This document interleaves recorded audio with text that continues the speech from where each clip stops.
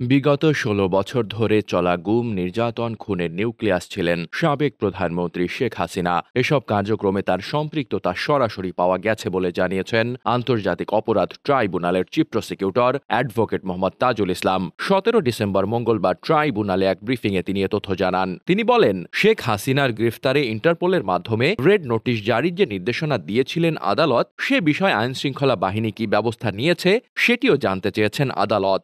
Chief prosecutor বলেন, ভারতের সঙ্গে যেসব চুক্তি করা হয়েছে সেসবের বিষয়ে কি পদক্ষেপ নেওয়া হয়েছে সেটি জানাতে ২ সপ্তাহ সময় দিয়েছেন আদালত। চিফ প্রসিকিউটর আরও বলেন, আওয়ামী লীগের সাধারণ সম্পাদক ওবায়দুল কাদেরের বিরুদ্ধে গ্রেফতারি পরোয়ানা জারি হওয়ার পরও ৩ মাস তিনি দেশের মধ্যেই ছিলেন। এরপর তিনি কিভাবে বিদেশে চলে গেলেন সেটি আইন শৃঙ্খলা রক্ষাকারী বাহিনীর কাছে জানতে চেয়েছেন আদালত। এ বিষয়ে ১৫ দিনের মধ্যে জানাতে নির্দেশ দিয়েছেন আদালত। মোহাম্মদ তাজুল ইসলাম বলেন, তদন্ত শেষ হতে একটি যুক্তিসঙ্গত সময় লাগবে। আমরা চেষ্টা করছি দ্রুত সময়ের মধ্যে তদন্ত প্রতিবেদন দাখিল করার। যদি কেউ আদালতের নির্দেশনা থাকার পরও কাউকে পালাতে সাহায্য করেন তাহলে আইন অনুযায়ী তার বিরুদ্ধে ব্যবস্থা নেওয়ার সুযোগ রয়েছে।